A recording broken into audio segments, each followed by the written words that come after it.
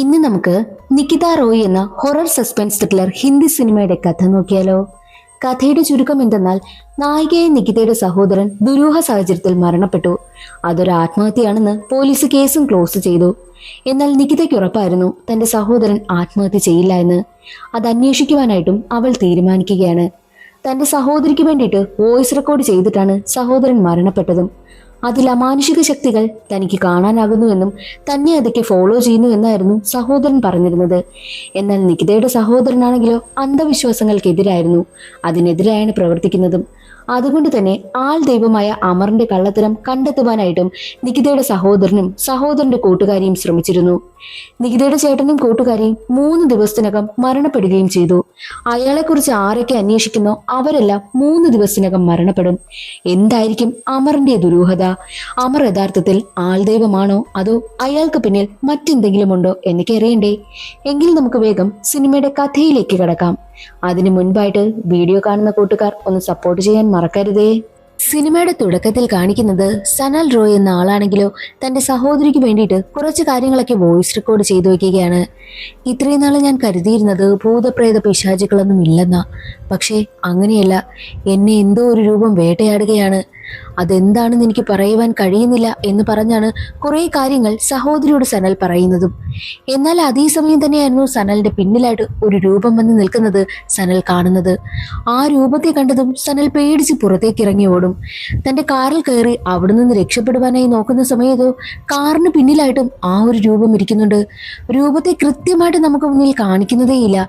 അങ്ങനെ പേടിച്ച് സനലാണെങ്കിലും നേരെ ഒരു വാനിൽ കൊണ്ടുവന്ന് തന്റെ കാർ ഇടിക്കും. തന്റെ കാറിന് പുറകിലായിട്ട് ആ ഒരു രൂപം ഇരിക്കുന്നത് കണ്ട് പേടിച്ച സനൽ കാറിന് പുറത്തോട്ട് ഇറങ്ങുന്ന സമയത്തും സനലിന്റെ കൂടെ ആ ഒരു രൂപവും ഉണ്ടായിരുന്നു. രൂപത്തെ കണ്ട് പേടിച്ച സനൽ നേരെ ഓടി അടുത്തുള്ള പുഴയിലേക്ക് എടുത്ത് ചാടും. എന്നാൽ അടുത്ത ദിവസം കാണിക്കുന്നത് പുഴയിൽ സനലിന്റെ ബോഡി പൊങ്ങിയിരിക്കുന്നതാണ്. അവിടേക്ക് പോലീസ് ഉദ്യോഗസ്ഥരെല്ലാം എത്തുന്നുണ്ട്. മാത്രവുമല്ല, സനലിന്റെ കാറാണെങ്കിൽ ഒരു വാനിൽ കൊണ്ടുവന്ന് ഇടിച്ചില്ലേ, ആ സ്ഥലത്തെത്തി പോലീസ് പരിശോധനയൊക്കെ ആരംഭിക്കുന്നു. മറ്റൊരു വശത്ത് സനലിന്റെ സഹോദരിയെ നികിത റോയിയാണ് കാണിക്കുന്നത്. നികിതയാണെങ്കിലോ ഒരു ബുക്ക് എഴുതിയിരിക്കുകയാണ്. ആ ബുക്കിൽ എന്തെന്നാൽ നെഗറ്റീവ് എനർജീസും ഭൂതവും പ്രേതം പിശാചുക്കള് അങ്ങനെയുള്ള കാര്യങ്ങളൊന്നുമില്ല എന്നും അതൊക്കെ വെറും അന്ധവിശ്വാസമാണ്, അങ്ങനെയുള്ള രീതിയിലാണ് ഒരു ബുക്ക് എഴുതിയിരിക്കുന്നത്. ആ ഒരു ബുക്ക് ജനങ്ങളുടെ ഇടയിലേക്ക് എത്തിയതോടുകൂടി ബുക്ക് വൻ ഹിറ്റാകുവാനായും തുടങ്ങി. അങ്ങനെ ആ ഒരു ബുക്ക് ജനങ്ങളുടെ ഇടയിലേക്ക് എത്തിയതോടുകൂടി ബുക്ക് വൻ ഹിറ്റാകുവാനായും തുടങ്ങി. അങ്ങനെ നികിതയ്ക്ക് അവാർഡ് കൊടുക്കുവാൻ വേണ്ടിയിട്ട് ഒരു കോളേജിലേക്ക് ക്ഷണിച്ചിരിക്കുകയാണ്. നികിതയ്ക്കാണെങ്കിൽ ഒരുപാട് സന്തോഷമാകും. അവൾ പറയുന്നുണ്ട്, എനിക്ക് ആദ്യമൊക്കെ ഭൂതപ്രേത പിശാചുകളിലൊക്കെ നല്ല വിശ്വാസമായിരുന്നു. പക്ഷെ എൻ്റെ ചേട്ടനായിട്ടുള്ള സനൽ റോയിയാണ് അതിൽ നിന്നെല്ലാം എന്നെ പുറത്തു കൊണ്ടുവന്നതും എനിക്ക് അതിലൊന്നും വലിയ വിശ്വാസമൊന്നും ഇല്ലാതായതും എന്നുള്ള കാര്യമാണ് അവൾ പറയുന്നതും. എൻ്റെ ചേട്ടൻ ഒരാൾ ഇല്ലായിരുന്നുവെങ്കിൽ ഞാൻ ഉറപ്പായും ഈ ഒരു നിലയിൽ എത്തില്ലായിരുന്നു എന്ന് പറഞ്ഞ് അവൾ ആ ഒരു സ്റ്റേജിൽ വെച്ച് അവളുടെ ചേട്ടനായ സനൽ റോയ്ക്ക് നന്ദിയും പറയുന്നു. അങ്ങനെ അവാർഡൊക്കെ വാങ്ങി ആ ഒരു സന്തോഷത്തിൽ ചേട്ടനെ വിളിക്കുന്ന സമയത്താണെങ്കിലും ഫോണിൽ കിട്ടുന്നതേയില്ല. കുറേ നേരം കഴിഞ്ഞതും നികിതയ്ക്കൊരു കോൾ വരുന്നു. എന്തെന്നാൽ സനൽ റോയുടെ മരണവാർത്തയാണ് അവൾ അറിഞ്ഞിരിക്കുന്നതും. അത് കേട്ടവൾ ഷോക്കായി നിൽക്കുകയാണ്. ഉടനെ തന്നെ അവളാണെങ്കിൽ സനലിനെ കാണുവാനായിട്ടും പുറപ്പെടുന്നു. തന്റെ സഹോദരനായ സനലിന്റെ ഡെഡ് ബോഡിയുള്ള അടുത്തേക്ക് എത്തുകയാണ് നികിത. അവിടെ സനലിന്റെ ഒരുപാട് സുഹൃത്തുക്കൾ ഉണ്ടായിരുന്നു. ഇവരെല്ലാവരും ഒരുമിച്ചാണ് വർക്ക് ചെയ്യുന്നതും. അന്ധവിശ്വാസങ്ങൾക്കെതിരായിട്ടാണ് ഇവരെല്ലാവരും വർക്ക് ചെയ്യുന്നത് പോലും. ചേട്ടനായ സനലിന്റെ ഡെഡ് ബോഡി കണ്ടതും നികിത പൊട്ടിക്കരയും. അവൾക്കാണെങ്കിലോ അത് സഹിക്കാനേ പറ്റുന്നില്ല. അതേസമയമായിരുന്നു അവളെ ആശ്വസിപ്പിക്കാനായിട്ട് ഒരാൾ അവളുടെ തോളിൽ പിടിക്കുന്നതും. അത് മറ്റാരുമല്ല, ഈ സനലിന്റെ ഏറ്റവും അടുത്ത ഫ്രണ്ടായിട്ടുള്ള ജോൺ ആയിരുന്നു. നികിത ചേട്ടനൊപ്പം ആ നാട്ടിൽ വന്ന സമയത്ത് ജോണുമായി പരിചയത്തിലാവുകയും അവർ പ്രണയത്തിലാവുകയും ചെയ്തിരുന്നു.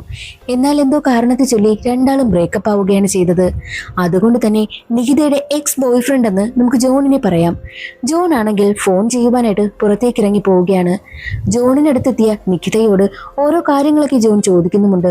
സോറിയും പറയുന്നു. കാരണം അവളെ വിട്ടിട്ട് പോയതിനാലാണ് അവൻ സോറി പറയുന്നതും. അതേസമയം തന്നെ നികിത പറയുന്നുണ്ട്, ചേട്ടൻ മരിച്ച സ്ഥലമില്ലേ, അവിടേക്ക് എന്നെ ഒന്ന് കൊണ്ടുപോകുമോ, എനിക്ക് എന്താണെന്ന് അറിയണമെന്നും അവൾ ആവശ്യപ്പെടുന്നു. ജോൺ ആണെങ്കിലോ നികിതയെ സനലിന്റെ ഡെഡ് ബോഡി കിടന്ന സ്ഥലത്തേക്ക് കൊണ്ടുപോവുകയാണ്.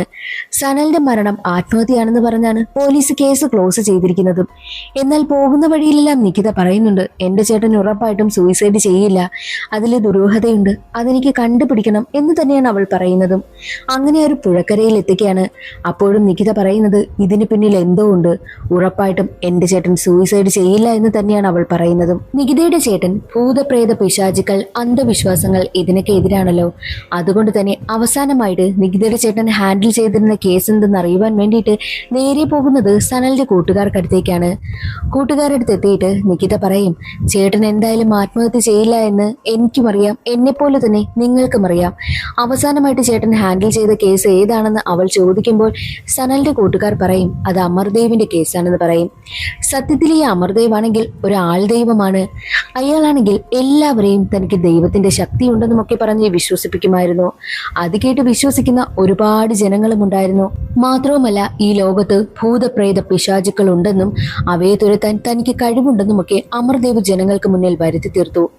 എന്നാൽ സനലാണെങ്കിലോ അമർദേവിന് അങ്ങനെ ഒരു കഴിവുമില്ലെന്നും അമർദേവ് വെറും ഒരു മനുഷ്യനാണെന്നൊക്കെ വരുത്തി തീർക്കുവാൻ വേണ്ടിയിട്ടൊക്കെ ഒരുപാട് ശ്രമിച്ചിരുന്നു.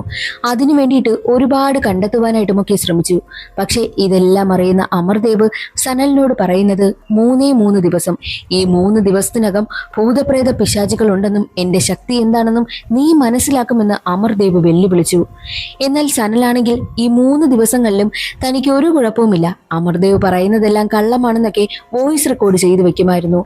എന്നാൽ ആദ്യത്തെ ദിവസം കഴിഞ്ഞു. 2ാമത്തെ ദിവസമായപ്പോഴേക്കും അമർദേവ് പറഞ്ഞതുപോലെ തന്നെ സംഭവിക്കുകയാണോ എന്ന സംശയം ആ ഒരു വോയിസ് റെക്കോർഡ് കേൾക്കുന്ന സമയത്ത് നികിതയ്ക്കുണ്ടായി. കാരണം സനലിന്റെ സംസാരത്തിലൊക്കെ ഓരോ വ്യത്യാസം, വല്ലാത്ത ടെൻഷനാകുകയും പേടിക്കുകയും ഒക്കെ ചെയ്യുന്നുണ്ട്. മാത്രമല്ല സനൽ അമറിന്റെ കള്ളത്തരങ്ങൾ പുറത്തു കൊണ്ടുവരുവാനായി ശ്രമിച്ചു തുടങ്ങിയ അന്നു മുതൽ തന്നെ സനലിന്റെ പെരുമാറ്റത്തിൽ മാറ്റമുണ്ടായും തുടങ്ങി. അവനാണെങ്കിൽ വിരൂപ ചിത്രങ്ങളൊക്കെ വരയ്ക്കുകയും ഉണ്ടായി. അതെല്ലാം നികിതയ്ക്ക് കിട്ടുന്നുമുണ്ട്. അതുകൊണ്ട് തന്നെ ഈ അമർദേവിന് എന്തോ ദുരൂഹതയുണ്ടെന്നും അത് കണ്ടെത്തണമെന്നും നികിത തീരുമാനിക്കും. അമറിന്റെ ജീവിതത്തിലുള്ള ദുരൂഹത എന്തെന്ന് കണ്ടുപിടിച്ചാൽ മാത്രമേ സനലിന്റെ മരണത്തിന് പിന്നിൽ ആരാണെന്നുള്ളത് നികിതയ്ക്ക് കണ്ടുപിടിക്കുവാനായും പറ്റൂ. അതുകൊണ്ട് തന്നെ അമർദേവിനെ കുറിച്ച് അന്വേഷിക്കുവാനായിട്ട് നിങ്ങളും എന്നോടൊപ്പം ചേരണമെന്ന് സനലിന്റെ കൂട്ടുകാരോട് പറയുന്ന സമയത്തോ അമറിന്റെ കേസ് ഏറ്റെടുത്തതോടുകൂടി സനൽ മരണപ്പെട്ടതിനാൽ എല്ലാവർക്കും പേടിയായും തുടങ്ങി. ആരും തന്നെ അമർദേവിന്റെ കാര്യത്തില് നികിതയെ സപ്പോർട്ട് ചെയ്യുവാനായും കൂട്ടാക്കുന്നു. എന്നാൽ അതേസമയം തന്നെ അവിടേക്ക് ജോൺ എത്തും. ആര് വന്നില്ലെങ്കിലും താൻ കൂടെ വരാമെന്ന് നികിതയോട് ജോൺ പറയുന്നു. അങ്ങനെ അവിടെ നിന്നും ജോണും നികിതയും നേരെ പോകുന്നത് സനലിന്റെ കേസ് അന്വേഷിച്ച പോലീസ് ഓഫീസറിനെ കാണുവാൻ വേണ്ടിയിട്ടാണ്. എന്നാൽ പോലീസുകാരൊക്കെ പറയുന്നത് സനൽ സൂയിസൈഡ് ചെയ്തതാണെന്നും അതിനു പിന്നിൽ വേറെ ദുരൂഹതയൊന്നുമില്ല എന്നാണ്. അതുകൊണ്ട് തന്നെ പോലീസിൽ വിശ്വാസം നഷ്ടപ്പെട്ട നികിതയാണെങ്കിലോ സ്വന്തമായി അന്വേഷിക്കുവാനായും തീരുമാനിച്ചു. എന്തിനും കൂട്ടായിട്ട് കൂടെ ജോണുമുണ്ട്. ജോണിന് എങ്ങനെയെങ്കിലും നികിതയെ പഴയതുപോലെ തിരികെ കൊണ്ടുവരണം എന്ന് തന്നെയാണ് ആഗ്രഹവും. അങ്ങനെ അവർ അവരുടെ വഴിയിൽ കേസ് അന്വേഷിക്കുവാനായും ആരംഭിക്കുകയാണ്. അങ്ങനെ അവർ രണ്ടുപേരും സനൽ താമസിച്ചിരുന്ന വീട്ടിലേക്ക് പോവുകയാണ്. പോകുന്ന വഴിയിലെല്ലാം സനലിന്റെ വോയിസ് റെക്കോർഡും കേട്ടുകൊണ്ടാണ് പോകുന്നതും. 2ാമത്തെ ദിവസമൊക്കെ ആയപ്പോഴേക്കും താൻ എന്തോ രൂപങ്ങളെയൊക്കെ കാണുന്നു, ആ അമർദേവ് പറഞ്ഞ കാര്യങ്ങളെല്ലാം സത്യമാണ് എന്നുള്ള രീതിയിലാണ് സനൽ സംസാരിക്കുന്നതും. ഇതിനു പിന്നിൽ എന്തായിരിക്കുമെന്നാണ് നികിത ചിന്തിക്കുന്നതും. വീട്ടിലേക്ക് എത്തിയ സമയത്ത് തന്നെ സനലിന്റെ സാധനങ്ങളെല്ലാം പറക്കി നോക്കുന്നു. മാത്രമല്ല ലാപ്ടോപ്പ് ഒക്കെ അവിടെ ഉണ്ടായിരുന്നു. ലാപ്ടോപ്പിൽ നിന്നും എന്തെങ്കിലും കിട്ടുമോ എന്ന് അറിയുവാൻ വേണ്ടിയിട്ട് ലാപ്ടോപ്പ് ഓപ്പൺ ആക്കി നോക്കുമ്പോൾ അതിൽ പാസ്വേഡ് ഉണ്ടായിരുന്നു. അവൾക്കറിയാവുന്ന പാസ്വേഡ് ഒക്കെ അവൾ ടൈപ്പ് ചെയ്ത് നോക്കുകയാണ്. ഒരുവിധം കഷ്ടപ്പെട്ട് പാസ്വേഡ് കണ്ടുപിടിച്ച് ലാപ്ടോപ്പിലെ കാര്യങ്ങളെല്ലാം ചെക്ക് ചെയ്യുകയായിരുന്നു നികിത.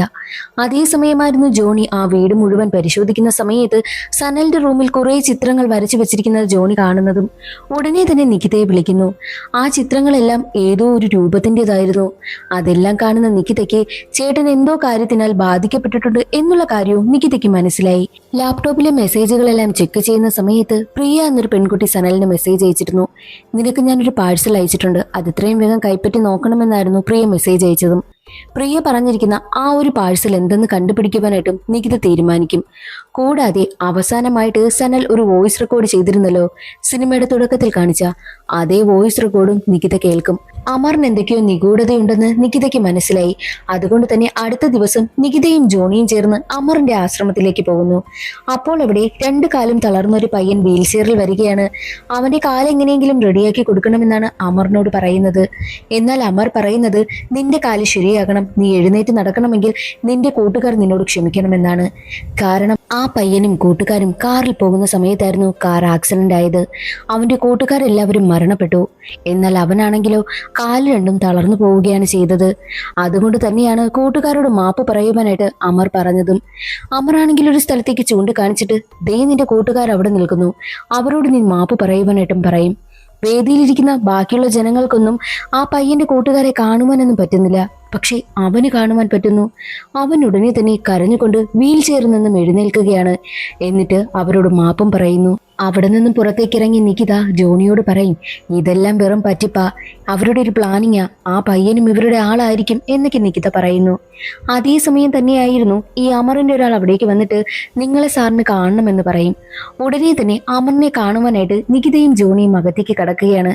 പക്ഷേ മൊബൈൽ ഫോൺ, അവരുടെ സാധനങ്ങൾ അങ്ങനെയൊന്നും കൊണ്ടുപോകുവാനൊന്നും പറ്റത്തില്ല. അമറിനടുത്തേക്ക് എത്തുന്നു. അമറാണെങ്കിലോ നികിതയെ കണ്ടതും ഉടനെ തന്നെ ചോദിക്കും, നീയാണെങ്കിൽ ആ സനലിന്റെ സഹോദരിയല്ലേ? എനിക്ക് നിന്നെ കണ്ടപ്പോഴേ മനസ്സിലായി, കാരണം നിന്നെക്കുറിച്ച് സനൽ എന്നോട് പറഞ്ഞിരുന്നുവെന്നും അമർ പറയുന്നു. അതേസമയം തന്നെ നികിതയാണെങ്കിലോ ഈ ആശ്രമം എന്നൊക്കെ പറയുന്നത് വെറും കള്ളത്തരമല്ലേ, ഇതിന്റെ പിന്നിൽ വേറെന്തൊക്കെയോ പരിപാടിയില്ലേ എന്നുള്ള രീതിയിലാണ് നികിത സംസാരിക്കുന്നതും. അവളാണെങ്കിൽ അന്ധവിശ്വാസങ്ങളെയും അനാചാരങ്ങളെയും ഒക്കെ എതിർത്താണ് സംസാരിക്കുന്നത്. അത് കേൾക്കുന്ന അമർ പറയുന്നുണ്ട്, നീയും നിന്റെ സഹോദരനെ പോലെ തന്നെയാ, ഒന്നും വിശ്വസിക്കൂല, ഞാനിവിടെ ഇതിന്റെ മറവിൽ ഒന്നും ചെയ്യുന്നില്ല എന്നൊക്കെ അമർ പറയുന്നു. എന്നാൽ നികിതയാണെങ്കിലോ അമറിനെ വെല്ലുവിളിക്കുകയാണ്. ഒരു മാസത്തിനകം നിങ്ങളുടെ കള്ളത്തരമെല്ലാം ഞാൻ തെളിയിക്കുമെന്ന് നികിതയാണെങ്കിൽ വെല്ലുവിളിക്കും. അതിനുശേഷം നികിതയും ജോണിയും പോകുന്നത് പോസ്റ്റ് ഓഫീസിലേക്കാണ്. പ്രിയ അയച്ച പാഴ്സൽ വാങ്ങുന്നതിന് വേണ്ടിയിട്ടാണ് പോകുന്നതും. പക്ഷേ സനൽ വരാത്തത് കൊണ്ട് തന്നെ ആ പാഴ്സൽ കൊടുക്കുവാനായിട്ട് അവിടെ നിൽക്കുന്ന സ്റ്റാഫ് തയ്യാറാകുന്നില്ല.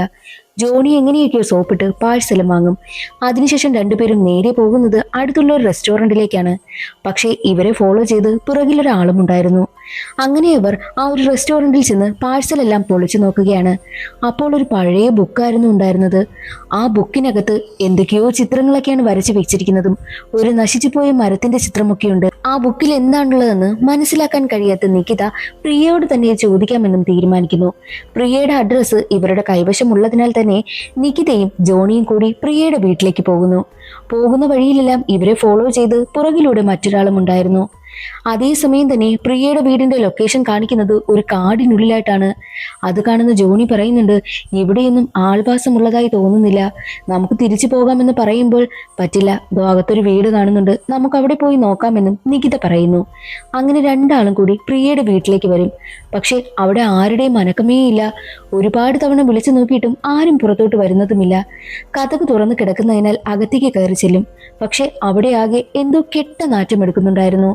അപ്പോഴാണ് പുറത്തുനിന്ന് പ്രിയയാണെങ്കിൽ കുഴിയെടുക്കുന്നത് അവർ കാണുന്നതും. കാരണം എന്തെന്നാൽ പ്രിയയുടെ വീട്ടിലെ പൂച്ച ചത്തുപോയിരുന്നു. അതിനെ കുഴിച്ചിടാനായിട്ട് കുഴിയെടുക്കുകയാണ്. പക്ഷേ പ്രിയയെ കണ്ടതും അവർ ഞെട്ടിപ്പോകും. കാരണം എന്തെന്നാൽ വല്ലാത്തൊരു വിരൂപ അവസ്ഥയിലിരിക്കുകയായിരുന്നു പ്രിയ. നിങ്ങൾ പ്രിയ തന്നെയാണോ? എന്താ ഇങ്ങനെ ആയത് എന്നൊക്കെയാണ് നികിത ചോദിക്കുന്നതും.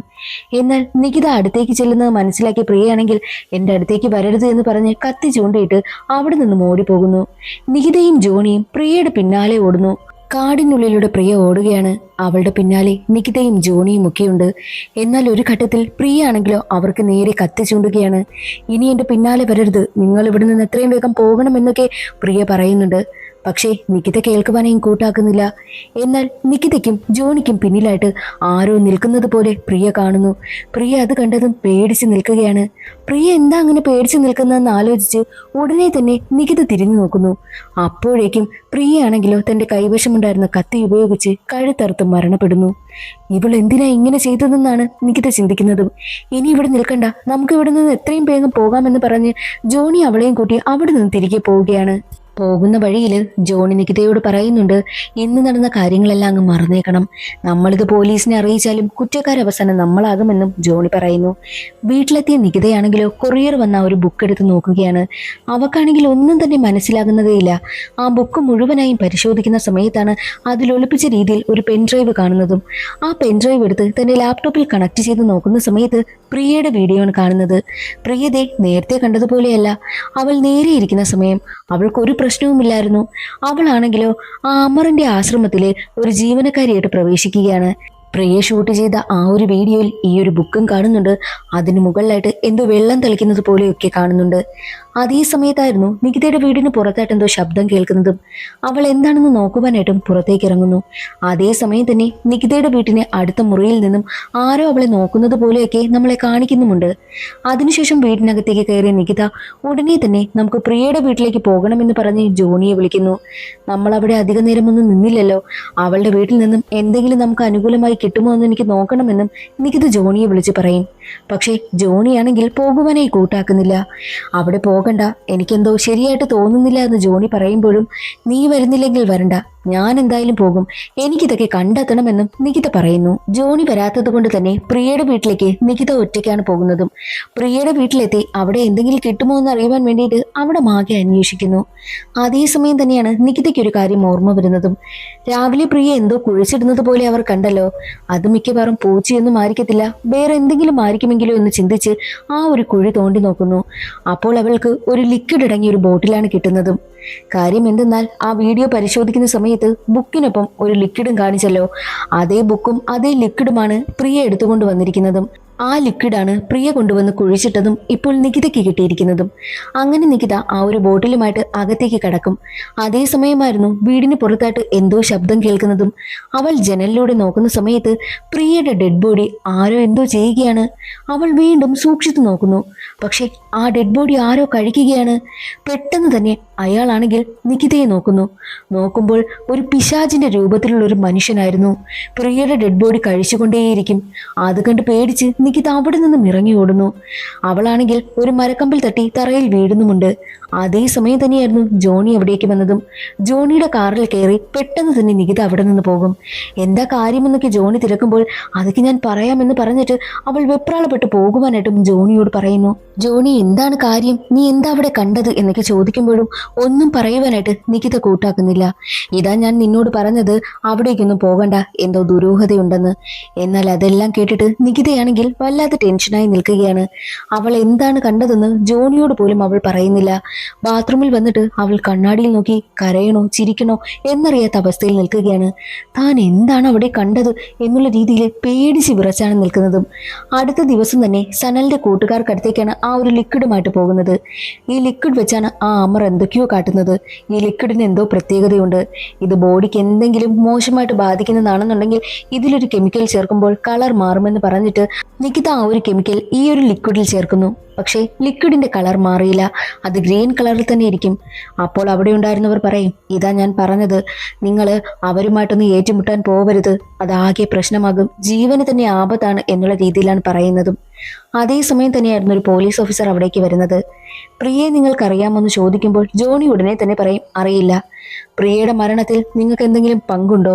നിങ്ങളുടെ കാറ് പ്രിയയുടെ വീട്ടിൽ നിന്ന് പോകുന്നത് ഒരു ലേഡി കണ്ടിരുന്നല്ലോ എന്നുള്ള കാര്യം പോലീസുകാരൻ പറയുന്നു. അപ്പോഴാണെങ്കിൽ നികിതയ്ക്കും ജോണിക്കും ഒന്നും പറയാനില്ലായിരുന്നു. അതുകൊണ്ട് തന്നെ നിങ്ങളെ ചോദ്യം ചെയ്യാനുണ്ട്, എൻ്റെ കൂടെ വരണമെന്ന് പറഞ്ഞിട്ട് നികിതയും ജോണിയും പോലീസുകാരൻ അവിടെ നിന്ന് കൂട്ടിക്കൊണ്ടു പോകുന്നത് പക്ഷേ പോലീസ് സ്റ്റേഷനിലേക്കല്ലായിരുന്നു, നേരെ അവരെ കൊണ്ടുപോകുന്നത് അമറിന്റെ സ്ഥലത്തേക്കായിരുന്നു. നികിതയും ജോണിയെയും അമർനാഥിനടുത്ത് കൊണ്ടുവന്നാക്കിയിട്ട് ആ ഒരു പോലീസ് ഓഫീസർ പോവുകയാണ്.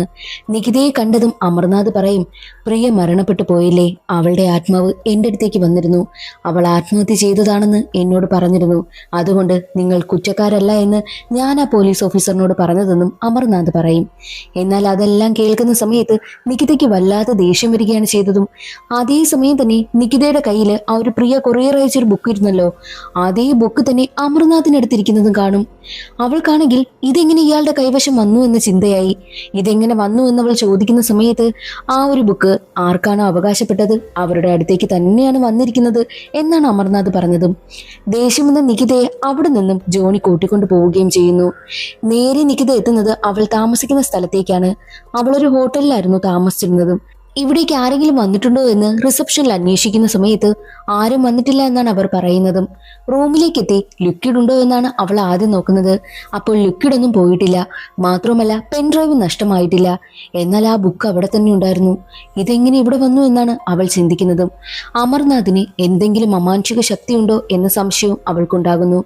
അങ്ങനെ അവൾ എന്തെങ്കിലും കണ്ടെത്തുവാനായി കഴിയുമോ എന്ന് ആലോചിച്ച് ഉടനെ തന്നെ ആ ഒരു പെൻഡ്രൈവ് വീണ്ടും പരിശോധിക്കും. പ്രിയ കണ്ടെത്തിയ കുറെ കാര്യങ്ങളായിരുന്നല്ലോ അതിലുണ്ടായിരുന്നത്. എന്നാൽ അതേ സമയം തന്നെ ആ ഒരു ബുക്കും അവൾ പരിശോധിക്കുകയാണ്. ബുക്കിലാണെങ്കിൽ കുറെ നമ്പേഴ്സ് എഴുതിയിരുന്നു. ആ നമ്പർ എന്തായിരിക്കുമെന്ന ചിന്ത അവൾക്കുണ്ടാകുന്നു. ഉടനെ തന്നെ നികിതയാണെങ്കിലോ സനലിന്റെ കൂട്ടുകാരിയെ ടീനയെ വിളിച്ചിട്ട് ആ നമ്പേഴ്സ് എല്ലാം പറഞ്ഞു കൊടുത്തിട്ട് ഇതിന്റെ അർത്ഥം എന്താണെന്ന് ചോദിക്കും. കുറച്ചു കഴിഞ്ഞതും ടീന അതെല്ലാം കണ്ടുപിടിച്ചിട്ട് നികിതയെ വിളിക്കുകയാണ്. ഈ നമ്പർ എല്ലാം ഡീകോഡ് ചെയ്ത് നോക്കിയ സമയത്ത് അതൊരു ലൊക്കേഷൻ ആണെന്ന് മനസ്സിലായി. ആ ഒരു ലൊക്കേഷൻ ഏതാണെന്നും ടീന പറഞ്ഞു കൊടുക്കുന്നു. അങ്ങനെ നികിതയാണെങ്കിലോ അന്നേ ദിവസം തന്നെ ജോണിയും കൂട്ടി ആ ഒരു ലൊക്കേഷനിലേക്ക് പോകുന്നു. അതൊരു ഫാക്ടറി ആയിരുന്നു. അകത്തേക്ക് കടക്കുന്ന സമയത്ത് മെഴുകുതിരികളൊക്കെ കത്തിച്ചു വെച്ചിരിക്കുന്നു. എന്തോ ദുരൂഹതകൾ അവൾക്ക് മനസ്സിലാകുന്നുമുണ്ട്. മാത്രമല്ല അടഞ്ഞുകിടന്ന റൂം തുറന്നു നോക്കുമ്പോൾ അവിടെ മാകെ മനുഷ്യന്റെ അസ്ഥികൂടങ്ങളായിരുന്നു.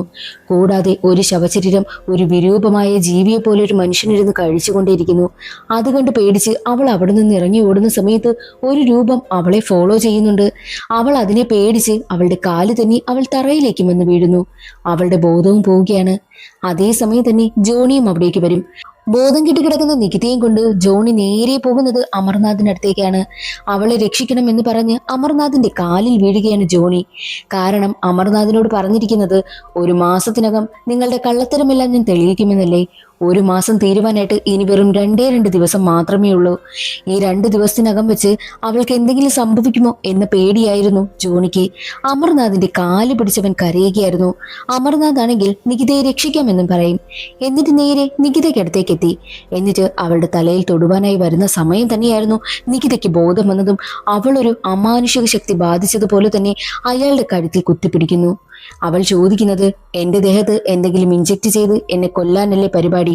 നിങ്ങളുടെ കള്ളത്തരമെല്ലാം എനിക്കറിയാം. നിങ്ങൾ ഇങ്ങനെയല്ലേ ഓരോരുത്തരോടും ചെയ്യുന്നത് എന്ന് പറയുന്നു. എന്നാൽ അയാളാണെങ്കിലോ അതെല്ലാം കേട്ട് മിണ്ടാതിരിക്കുകയാണ് ചെയ്യുന്നതും. മാത്രമല്ല അവിടെ വെച്ച് നികിതയാണെങ്കിൽ പ്രേതബാധ ഏറ്റതുപോലെയൊക്കെ ആകുന്നു. ഉടനെ തന്നെ അവൾ അങ്ങനെ പറഞ്ഞതുകൊണ്ട് അമർനാഥ് ഇവരെയൊക്കെ പിടിച്ച് വെളിയിലാക്കുവാനായും പറയും. അവിടെ നിന്ന് സ്റ്റാഫുകൾ എല്ലാവരും ജോണിയെയും നികിതയും പിടിച്ച് വെളിയിലാക്കുന്നു. എന്നാലും നികിതയാണെങ്കിലോ എന്തോ പ്രേതബാധ ഏറ്റതുപോലെയാണ്.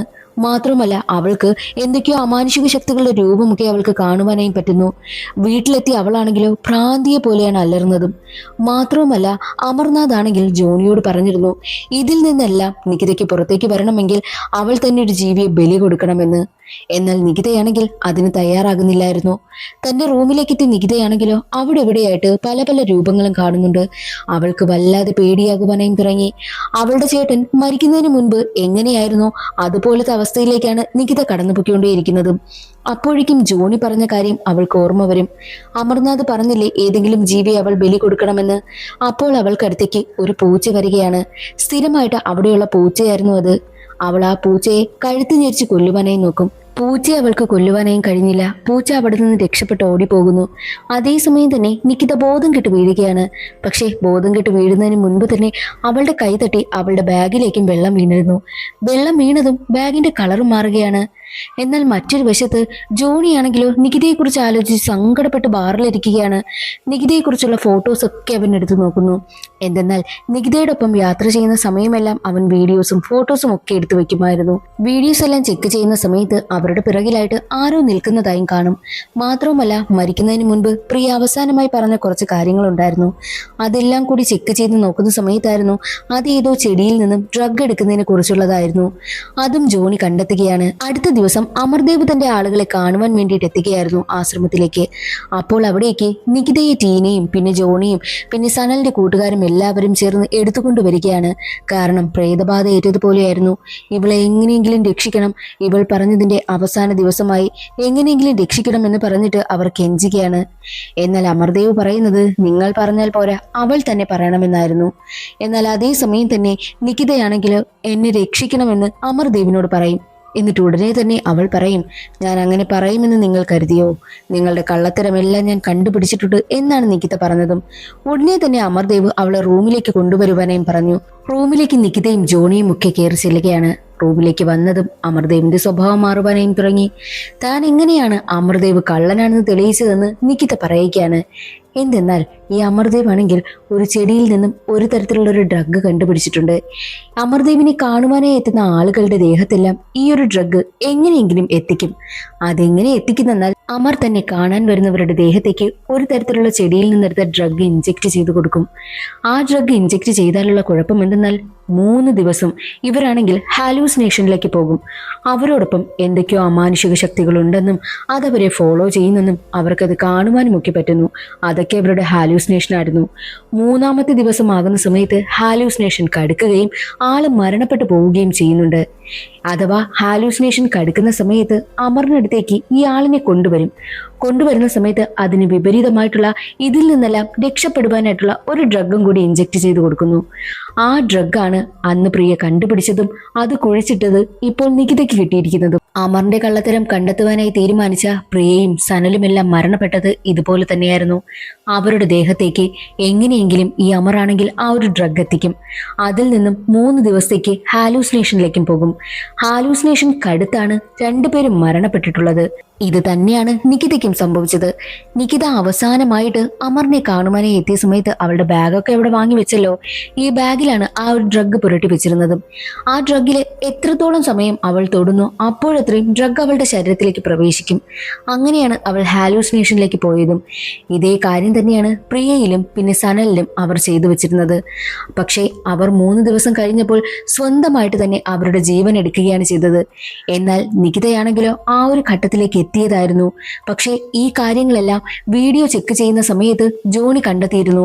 പ്രിയ കുറെ കാര്യങ്ങൾ പറഞ്ഞത് അവന്റെ വീഡിയോയിൽ റെക്കോർഡായില്ലേ. വീഡിയോ ചെക്ക് ചെയ്യുന്ന സമയത്താണ് പ്രിയയുടെ കയ്യിൽ നിന്നും നികിതയ്ക്ക് കിട്ടിയ ആ ഒരു പച്ച കളർ ഡ്രഗ് ഇല്ലേ, അത് ഇതിൽ നിന്നെല്ലാം അവരെ രക്ഷിക്കുവാൻ വേണ്ടിയിട്ട് അമർനാഥ് ഉപയോഗിക്കുന്നതാണെന്നും ഇത് മനസ്സിലാക്കിയ ഉടനെ തന്നെയാണ് ബാറിൽ നിന്നും നേരെ ജോണി നികിതയ്ക്ക് അടുത്തെത്തിയതും. നികിതയുടെ ബാഗിൽ വെള്ളം വീണപ്പോഴേക്കും ബാഗിന്റെ കളർ മാറിയതും ആ ബാഗിൽ ഡ്രഗ് ഉള്ളത് കൊണ്ടായിരുന്നു. ഉടനെ തന്നെ നികിതയ്ക്ക് അടുത്തെത്തി ആ ഒരു പച്ച കളർ ഡ്രഗ് അവൾക്ക് കൊടുക്കുകയാണ് ജോണി. അങ്ങനെയാണ് നികിത ഇതിൽ നിന്നെല്ലാം രക്ഷപ്പെട്ടത്. ഈ ഒരു കാര്യങ്ങളെല്ലാം നികിതയാണെങ്കിൽ അമറിനോട് പറയുന്നുമുണ്ട്. പിന്നെ ഒരു കാര്യം കൂടി, നിങ്ങൾ ഈ ഒരു ഡ്രഗ് തയ്യാറാക്കുന്ന ആ ഒരു ഫാക്ടറിയും ഞങ്ങൾ കണ്ടെത്തിയിട്ടുണ്ട് എന്നുള്ള കാര്യം അവൾ പറയും. എന്നാൽ ഉടനെ തന്നെ അമർ ചോദിക്കുന്നത്, അല്ല നിങ്ങൾ കണ്ടെത്തിയതൊക്കെ ശരി തന്നെ, ഈ പറഞ്ഞതെല്ലാം സത്യമാ, ഞാൻ ഇങ്ങനെ തന്നെയെല്ലാം ചെയ്തിട്ടുള്ളത്. പക്ഷേ എനിക്കെതിരെ നിങ്ങൾക്ക് എവിഡൻസ് എവിടെ? ആ ഒരു ഫാക്ടറി ഇതിനു മുൻപേ എൻ്റെ ആളുകൾ പോയി തകർത്തിട്ടുണ്ടാകുമെന്ന് പറയും. എന്നാൽ ഉടനെ തന്നെ നികിത പറയുന്നത്, ഇവിടേക്ക് വരുന്നതിന് മുൻപ് തന്നെ പോലീസിൽ ഞങ്ങൾ ഈ ഒരു വിവരം അറിയിച്ച് പോലീസ് അവിടെ എത്തി ചെക്ക് ചെയ്തു എന്ന് ഉറപ്പുവരുത്തിയതിന് ശേഷമാണ് ഞങ്ങൾ ഇങ്ങോട്ട് വന്നതെന്ന് പറയുന്നു. അത് കേട്ട് അമറിനൊന്നും മറുപടി പറയാനില്ല. അമറാണെങ്കിൽ ദേഹം തളർന്ന് അവിടെ വീഴും. അമറിനെ കാണുവാനായിട്ട് കയറുന്ന സമയത്ത് മൊബൈലും അങ്ങനെയുള്ള കാര്യങ്ങളൊന്നും കൊണ്ടുപോകാൻ പാടില്ലാത്തത് കൊണ്ട് തന്നെ ജോണിയാണെങ്കിലോ തന്റെ കണ്ണാടിയിൽ ക്യാമറ ഫിറ്റ് ചെയ്ത് വെച്ചിരുന്നു. ആരും അറിയാതെ ഒരു ഹിഡൻ ക്യാമറ. അതിലൂടെ ഈ അമർ പറയുന്ന കാര്യങ്ങളും നികിത പ്രൂവ് ചെയ്തതും എല്ലാം പുറത്തുള്ള ആളുകൾ ലൈവായി കാണുന്നുണ്ട്. അമറിനെ വിശ്വസിച്ചിരുന്ന ജനങ്ങളും അമറിന്റെ ശിഷ്യന്മാരും എല്ലാവരും അകത്തേക്ക് വന്ന് അമറിനെ പഞ്ഞിക്കിടുകയാണ്. അതേസമയം തന്നെ പോലീസും അവിടേക്ക് എത്തുന്നു. അങ്ങനെ അമറിന്റെ കള്ളത്തരങ്ങൾ പറഞ്ഞതുപോലെ തന്നെ നികിത പൊളിച്ചടുക്കിയിരിക്കുകയാണ്. അവളുടെ ചേട്ടൻ ചെയ്യാൻ ഉദ്ദേശിച്ചിരുന്ന കാര്യം ഇപ്പോൾ അവൾ ചെയ്തിരിക്കുന്നു. അതോടുകൂടി അഭിമാനത്തോടുകൂടി അവിടെ നിന്നും ഇറങ്ങിപ്പോവുകയാണ് നികിതയും ജോണിയും. അങ്ങനെ അവർ രണ്ടുപേരും ഹാപ്പി ആയിട്ടിരിക്കുന്നത് കാണിച്ചുകൊണ്ട് സിനിമയുടെ കഥ അവിടെ അവസാനിക്കുന്നു. ഇന്നത്തെ ഈ ഒരു വീഡിയോ എല്ലാവർക്കും ഇഷ്ടമായി എന്ന് കരുതുന്നു. ഇഷ്ടമായാൽ ഒന്ന് ലൈക്ക് ചെയ്ത് സപ്പോർട്ട് ചെയ്യാനും ചാനൽ ഇഷ്ടമായാൽ സബ്സ്ക്രൈബ് ചെയ്യാനും മറക്കരുതേ. അടുത്തൊരു സിനിമയുടെ കഥയിൽ കാണാം. അതുവരെ എല്ലാവർക്കും ബൈ.